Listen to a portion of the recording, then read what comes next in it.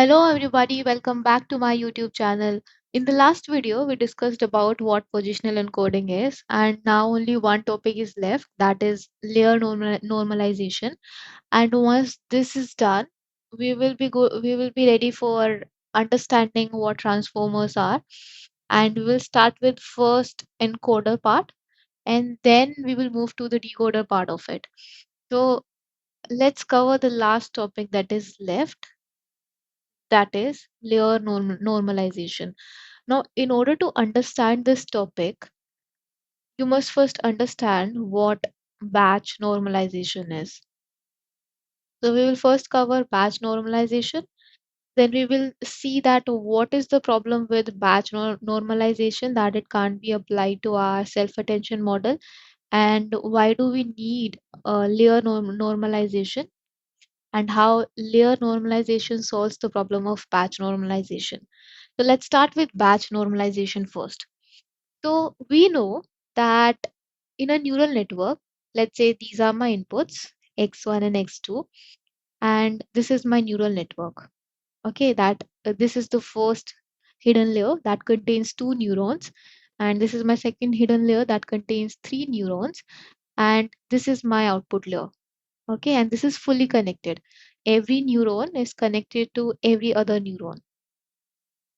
So this is how my artificial neural network looks like. Now, up till now, you must have noticed, or you must have understood this, that whatever inputs we've passed in our deep learning models, those inputs should be normalized. By normalized, I mean that they are scaled. They have a mean zero, their mean is zero, and their standard deviation is one, or the variance is one. Okay. So whatever inputs you are passing, those inputs are normalized. Now, why these inputs are normalized? Why our deep learning model, or whatever model we are considering throughout our deep learning series, why everything has to be normalized? Why everything has to be in a particular range? This is because, let's say we consider the case where our x1, our first input variable, that that is from the range 0 to 10,000. Okay, and our second variable is from the range 0.0 to 0.1. I mean 0 to 0.1. Now you see that these ranges are very different, right? Now because of this different scale, what will happen, that the gradients that we will get, and we know that the gradients with respect to these weights, let's say this is weight W1 and this is weight W2, then these weights depend on our input value, right? These gradients that we will get, these gradients are dependent on our input value. So that is why for one input value you will get a higher gradient, and for another input value, because this input value is in such a small range, the gradient that is dependent on that input value, the value of that gradient will also be very small, right?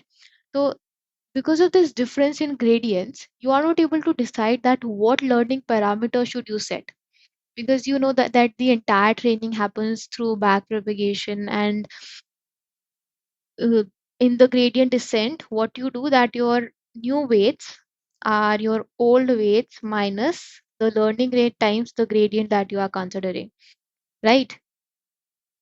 So because of this, because of this varying gradient, you are not able to decide that what learning parameter will be best, right? Because if you set this value too high or too low, then there is a possibility that our gradient might look like something like this, okay, or it might overshoot, it might go out of the range. This our pace that we are considering, that is not consistent. It's something like this. It's something like this, where one range is very high and one range is very small. So because of this difference in range, you are not able to decide that what value you should consider of this learning rate, right? So that is why you consider normalized weights, so that everything is in single range. Everything is in a fixed range, and it's not like that your weights are oscillating or bouncing wildly off the canyon walls. So because of these inputs are normalized, this landscape becomes more spherical. And that is why this allow our gradient descent to take more direct path to the center so that we can use a large learning rate without the risk of model exploding. So that is why we normalize our weights. I mean normalize our inputs. Now what batch normalization says that this is good that you are normalizing your inputs.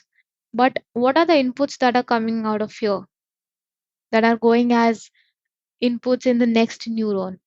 What about these inputs? You are not at all normalizing them, which is a problem, right? So this is what normalization says, that the inputs that you are sending in the next neurons, those inputs should also be normalized.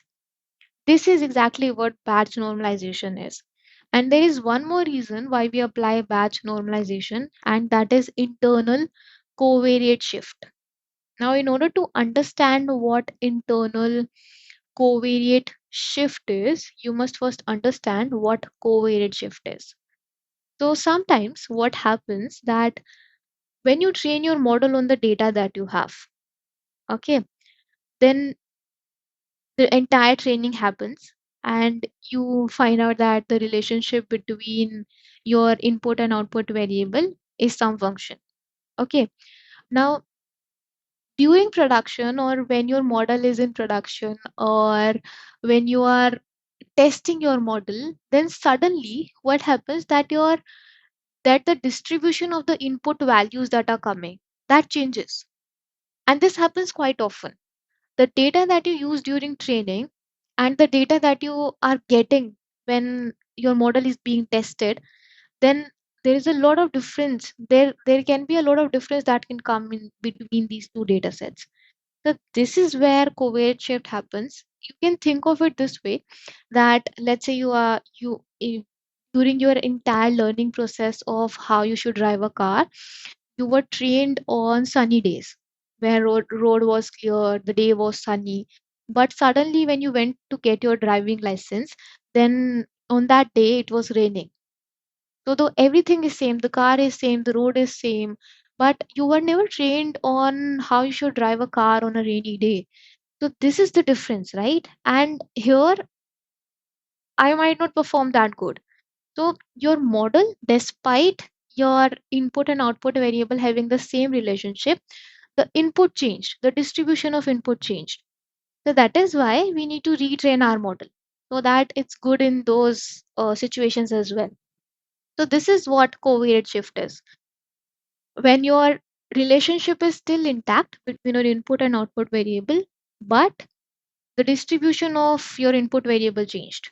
And what is internal covariate shift? Internal covariate shift happens here when you are getting the inputs here, then what is happening that during back propagation, so ultimately what is this input value that this neuron is getting? This is getting z, which is nothing but weighted sum of your inputs, right? Since there are two nodes here, so we can consider it to be, let's say this is let's say this is 0 0 1 and 0 2, because I want to consider w1 and w2 here, not here, it should be here. Okay, plus W2 X2, and you can think that X1 and X2 are coming from here. For now, you can consider it this way so that at least I can write the equation. So this is what your input is for this node, right? Now, because of back propagation, these weights are being updated, right? And because these weights are being updated, this input is changing every time. Whenever your weights are being updated, your inputs are changing. And because your inputs are changing, you need to retrain your model so that it can adapt that changed distribution as well. So this is what internal covariate shift is, and how batch normalization helps here, because you are normalizing your inputs every time, so they are in the same range. Their statistical distribution is exactly the same, right? That is why since the distribution is not changing, you don't need to retrain everything. right? So because the weights are changing here, the weights are changing here, so there's a ripple effect that happens throughout your model. But because of this batch normalization, everything is in the same range, the distribution is same, so that is why internal covariate shift doesn't happen here. I hope things are clear. But still, if you have any doubt, then do let me know in the comment section and I will help you in the best possible manner. You can also reach out to me on my LinkedIn account and Instagram account. Both are on the same name, Code or Nick says. And let's move forward and understand that how do you actually apply batch normalization. So there are two things that you need to keep in your mind. The first one is that we apply batch normalization on whenever we are performing mini batch gradient descent, because we need to have a batch in order to apply batch normalization. And the second condition is that it's not necessary that you need to apply batch normalization on every layer. That depends on you. You can only apply it to this layer or this layer complete, or you can apply to every layer. That completely depends on how do you want to handle it. Okay. So these are the two things that you need to keep in mind. Now, batch normalization, as I told you here, let me go up. So as I told you here that in batch normalization, you take inputs from the previous nodes, right? These are the inputs, let's say, that are coming. Now, these how you can apply batch normalization. So the first case is that when you are getting your z values, z equals to w1 x1 plus w2 x2 plus beta b, I mean the bias that we have, then what you do with this z, you pass it once you have aggregated, you pass it through your activation function, right? Let's say your e is your activation function, you are passing this as input and then you are getting the value a. Now this a acts as input for the next node, right? So this is how you do it. So there are two ways through which you can apply batch normalization. The first one is that you take z and you normalize it. And how do you normalize it? To normalize it, you need to subtract it by the mean and divide it by the standard deviation. Now we will see how we can calculate this, but this is how you get your z. And how do you find out this mu and sigma? For that, what you do that whatever batch you have considered, let's say you have a batch size of 10, then you will have 10 x1 and x2, right? And corresponding to that, since your weights and biases are, you already know their values, so you will get z for these 10 values, right? So for this batch, you find out for these values, you find out that what is the mean, what is the standard deviation, and then you divide it. So that is why if the values are very off, for example, let's say this, then once you find its mean and you divide it by the standard deviation, you will get values in range. Okay, you will get values in range, something like this. Okay, so this is how you normalize it. Now there is one more point here, that you add one additional error term for the cases where standard deviation is 0, because we don't want our denominator to be 0. So to be on the safer side, we add an error term here. And next we do one more step here, and that is we take this normalized value, we multiply it with gamma and we add beta to it. Now what this gamma and what this beta is, so these are learnable parameters. So when back propagation happens, the way you learn your weights and biases, same way you get these parameters as well. The value of this parameter is also learned during back propagation. Okay, so but why do we do this? And the final value that we get, this is our final normalized input. This is what batch normalization is. Now, why do we do this? The reason is because, in a way, we want to give our model flexibility. Let's say that your neural network that you have, that is the distribution, the original distribution that our neural network is seeing for the inputs. It believes that that is more appropriate to capture the patterns. But because you are rescaling it, you are in a way changing the distribution, right?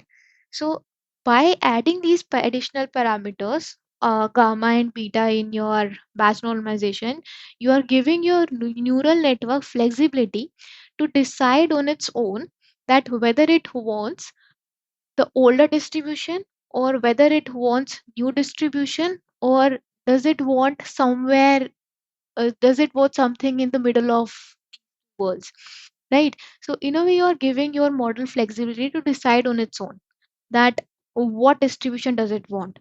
And by giving this flexibility, our model decides that okay, this pattern or this distribution is more helpful in gathering that pattern from the data. So that is why we do this step. So this is one way of doing it. Another way is that you take this A and you normalize it. Okay, so this is one way. Keep Z see as it is, the way it is. So this is the second way. You keep Z as it is, and once you are getting A by passing it in the activation function, you take this A and then you normalize it. So this is another way how you perform batch normalization. But this is something which we usually do. But this is fine. This entire process that we discussed, this is during training, right? But what if when we are testing our model? What will happen when we will see that the test data is coming in and we are evaluating our model at that time? What will happen then? During testing, we will have only one input point, right? We will have only one point. We will not have a batch. So how we will find this mu and sigma? So how do we do it? That when we are performing this training, right? So we are getting this batch, we are calculating mu and sigma, then we will have another batch for which we will calculate again mu and sigma for that batch. Now what we do that we find out exponentially weighted moving average. We will be covering this topic very soon on our YouTube channel. So if you haven't subscribed, please subscribe to our channel and we will be uploading a video soon on it. So for every batch you will get this. So for every mean you will find exponentially weighted moving average, and for every standard deviation that you will find the exponentially weighted moving average. The final values that you will get of your exponentially weighted moving average for mu and sigma, those values will be used at the time of testing. So that is why you don't need a batch at that time. So this was everything about batch normalization that you need to know. Now we will see that what layer normalization is, because that is what we actually use in our transformer model. And we will see that why batch normalization fails in transformer model. This is because so this is because the problem is not with the approach that we are seeing. The problem is that batch normalization doesn't work well with sequential data, especially self-attention. And we will see why. Why do I say that? So this is your self-attention model, right? This is your self-attention model. Up till now, the video that I uploaded on my YouTube channel, if you haven't watched that on self-attention, please go and watch that video. I have explained everything in the most detailed manner possible. We have kept enough examples in that video and analogies so that you understand the core of it. So in our self-attention model, let's say I have a sentence, for example, the dog barks. So dog and barks, they both go together in our model, right? And we get the contextual embedding for our dog, and we get contextual embedding for barks, right? And the condition was that the inputs that we are sending, all the words that we are putting in our self-attention model, all words should be of same dimension. right? So if my dog contains three elements, when I am converting this into word embedding, if the dimension of that vector is three, then my bark word should also be of that same dimension, right? So this was the case when we are sending one sentence at a time. But to increase our training, to make our training faster, what we do that we don't send one sentence at a time. We send batches, batch of sentences, right? So if I have so many sentences, for example, these are my sentences, then these are my sentences. So rather than sending one sentence at a time, I will send the entire batch inside my self attention model. And how do we send it? So if this is my one sentence, how do I do it? I stack them one below the other. So this is how it will look. Dog barks, fish swims in the sea water. Let's say I have these two sentences. Now, as I told you that these two sentences, let's say my batch size for now is 2. So these two sentences, they both will go inside our self attention model, right?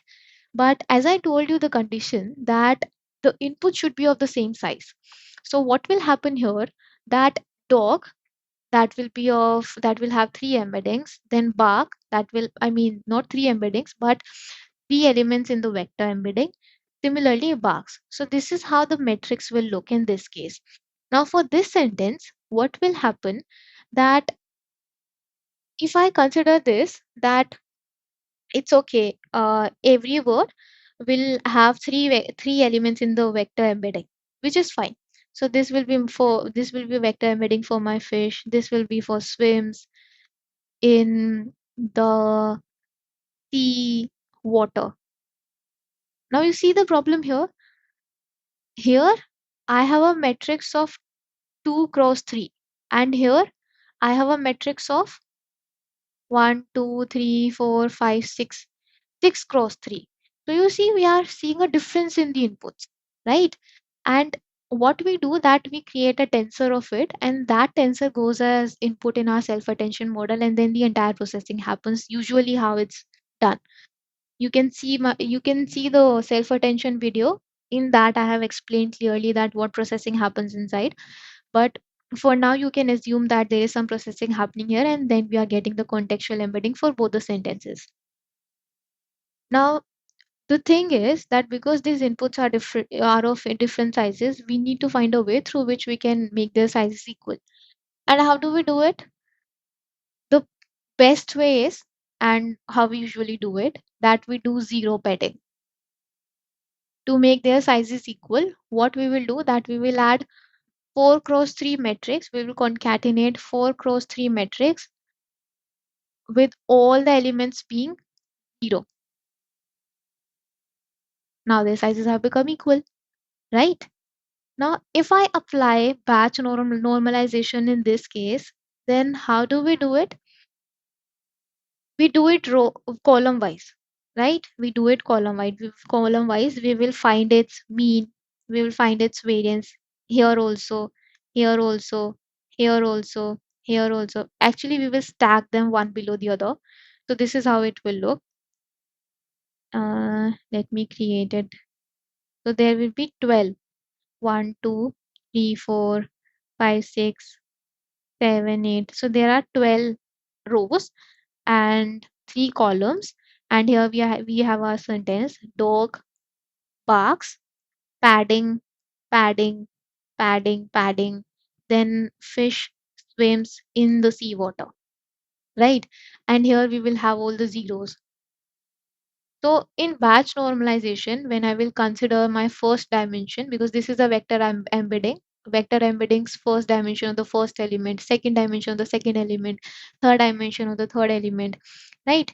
So if I consider this, then this is how the batch normalization will work. It works column wise, right? But because we have so many zeros here, do you really think that the mean and the standard deviation that we will get, that will be the true representation of this data? No, right? Because here I have considered a very simple sentence. What if I have a sentence where I have hundreds of words? Then it will have even more zeros, and this will affect my mean and standard deviation. So definitely this is not the right way. So that is why our batch normalization fails, because it goes column wise. And column wise, because of our zero padding approach, we have so many zeros that it's affecting our mean and standard deviation, because these values are not the true representation of our data. The values that we will get after normalization, those will also be not right. So that is why we apply layer normalization. And what layer normalization says, that instead of going input wise, layer normalization happens across all the features. So for a row, you consider all values and find their mean and variance. Okay, so this is how you go. Now the benefit is you will find mean and variance this way. So if I just go up in the batch normalization part, so here what we were doing, that we were going this way, right? Layer normalization says that you go this way, and all the values that you have, x1, x2, z, and whatever future values you might have, then you take mean and variance row wise. Okay, so this is what layer normalization is. So that is why when we find out our mean and variance for every row, for these rows, it will be zero, right? It will be zero. Our mean will be zero. So that is why we don't care that what values we are getting for these rows where all the elements are zero, because our values that are there in the rows where all the values are not zero, they are not zero padded, then the mean and the standard deviation that we are getting out of that, that is actually the true representation of our data, right?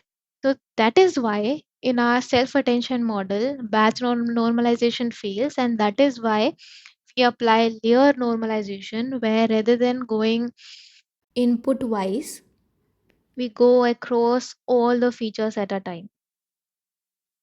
So I hope this video was clear, and do let me know in the comment section if you even have slightest doubt. We will try to cover it in the best possible manner. Now, in the next video, we will cover transformers encoder part, and I hope you are liking this series. If you haven't subscribed to my channel, then please subscribe. And if you like the content of this video, give this video a thumbs up. In next video, till then, bye bye.